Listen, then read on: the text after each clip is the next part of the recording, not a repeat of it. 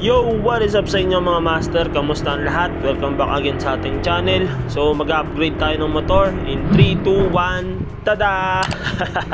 So kanina naka-carb tayo, tapos ngayon biglang Raider FI na, no? Sana ganun lang kadaling mag-upgrade ng motorsiklo. Pero anyway mga master, bago ang lahat, special shoutout sa aking pinsan kay John Lester sa pagpayag na magawa ng content itong motorsiklo niya, no? Special shoutout sa iyo master. At yun, pag-uusapan natin yung specs at features nitong motorsiklo na to. At syempre kung ano na nga rin yung masasabi ko dito sa motor na to. So huwag na natin patagalin, umpisa na natin agad. Alright. At ayun na nga mga master, Suzuki Raider 150 Fi. Pagkadating sa kanyang engine specs, siya ay 4-stroke, single cylinder, double overhead cam na may 4 valves. Sa kanyang displacement, siya ay may 147.3 cc displacement. Liquid cooled na rin ito at syempre fuel injected na siya, kaya expect nyo na mas matipid to sa gas compared dun sa Raider 150 carb. Itong motorsiklo na to ay may 6-speed transmission, tapos yung kanyang oil capacity ay 1.2 liters. Pagdating sa bore and stroke, maximum horsepower, maximum torque at compression ratio, lalagay ko na lang dyan sa screen para mas maintindihan nyo na maayos.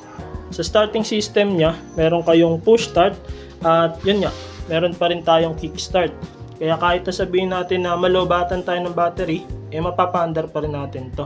So sa pinggulong naman tayo mga master, ang stock tire niya ay IRC na may sukat na 70 by 90 by 17. Tubeless na po to.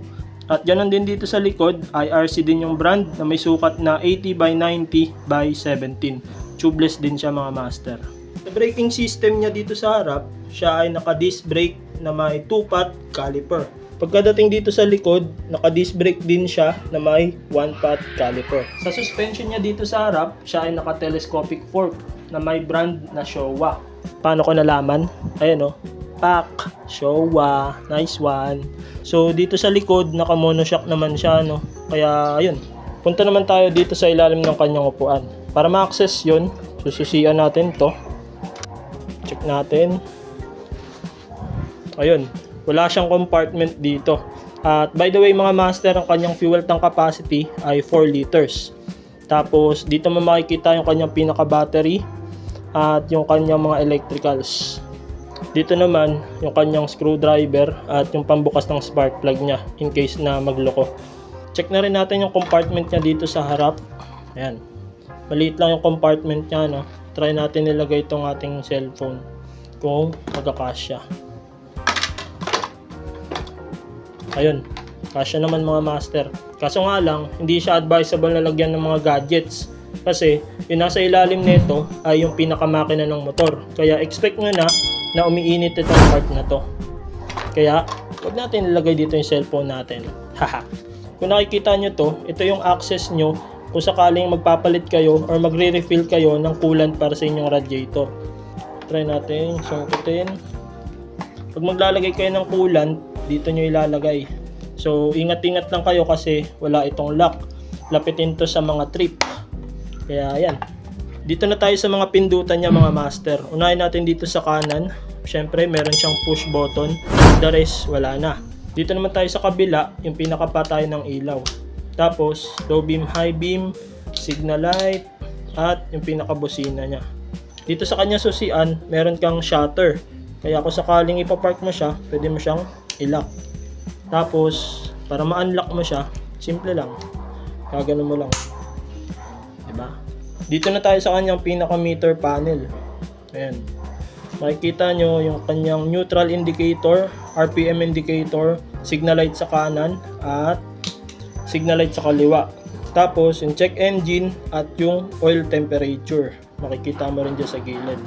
Sa kanyang panel gauge, ito yung kanyang tachometer, speedometer, yung oras, yung gear indicator, fuel indicator, at kung gaano nakalayo yung tinakbo mo. Tapos meron ka dito ang dalawang pindutan sa magkabilang gilid. Ito yung select at yung adjust. Pwede mong iset yung kanyang RPM indicator dito, no? Pwede nakapatay, pwede naka-low, at pwede naka-high. Pero tandaan nyo mga master, wala po itong epekto sa makina natin. hindi nadadagdagan yung power, kundi bagkus itanda lang ito ng ating RPM kung kailan ka magpapalit ng gear. Yung headlight niya at yung park light niya ay naka-LED na. Tapos yung kanyang signal light ay naka-halogen bulb pa din. Tapos dito naman sa likod, ang kanyang tail light ay naka-halogen bulb. Ganun din yung kanyang signal light. Tapos meron ka ding ilaw dito para sa yung plate number. Sound check tayo mga master.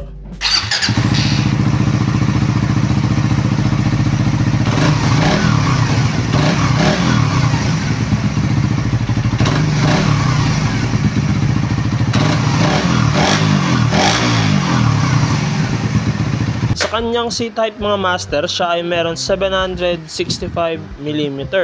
Pagkarating naman sa kanyang ground clearance, meron siyang 150mm.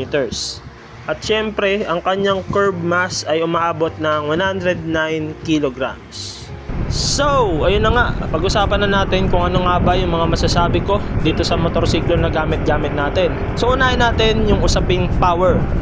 Hindi naman siya babansagang king of underbone kung wala siyang power. Kaya thumbs up ako, dalawang kamay. Dagdag na natin yung dalawang heel na laki natin sa paa. Dahil sa power na ito, solve ka na talaga. Kahit sabihin mong stuck lang siya, andun na yung power niya. Pangalawa naman sa dapat natin pag-usapan ay tungkol syempre sa suspension nitong motorsiklo na to. Dahil nga Showa brand yung tatak ng front suspension niya, mas maganda yung play niya compared dun sa Suzuki Raider Carb natin na front suspension. Kaya goods na goods sa akin yung suspension niya. Sa rear suspension naman niya, katulad lang din ng stock sa Raider Carb, okay naman din. Pangatlong bagay na dapat natin pag-usapan dito sa unit na to ay syempre yung kanyang handling. Nakakatuwa lang kasi malawak yung kanyang turning radius. Kaya kapag ka nasa traffic ka, madali mo siyang masisingit. Tapos idagdag mo pa na slim yung katawan niya. Kaya kahit saan mo man siya isiksik, mapatraffic man yan or problema sa parking space, kasyang-kasya siya. Yung pangapat naman sa listahan natin, syempre yung kanyang seating position. Based naman sa experience ko at nabiyahe ko naman na to ng medyo malayuan, hindi naman sumakit yung likod ko. Kasi para sa akin, okay naman siya, komportable naman siya, hindi ka naman naka-aggressive looks at iba pa. At nakakatuwa lang din dito mga master, yung kanyang ground clearance mataas. Kapag kausaping stock ha, at hindi mo pa siya pinapalowered, mataas yung ground clearance niya. Kaya kahit na dumaan ka sa mga higanting humps dito sa Pilipinas at sa mga malalalim na lubak, safe na safe pa rin yung pinakailalim ng motorsiklo mo. Ang panguli sa lahat, syempre yung usaping braking system nitong unit na gamit-gamit natin.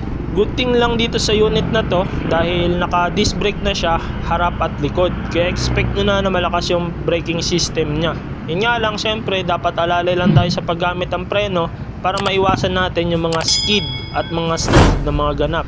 By the way mga master, ang SRP ng Suzuki Raider FI ay naglalaro sa 121,900 pesos. Samantalang ang Suzuki Raider Carb naman ay naglalaro sa 108,900 pesos. Pero pwede yan magbago, depende na lang sa kasa na mapagtatanungan nyo. Kaya kung ako sa inyo, magtingin-ting kayo sa iba't ibang kasa para malaman nyo kung ano yung malapit-lapit sa SRP ng mismong motorsiklo. So yun lang mga master, maraming salamat sa lahat. Maraming salamat sa solid suporta. Enjoy the ride, ride safe. Peace yo. Alright. Special shoutout ulit sa'yo, pinsan. Thank you. Try natin mga master hatawin ng konti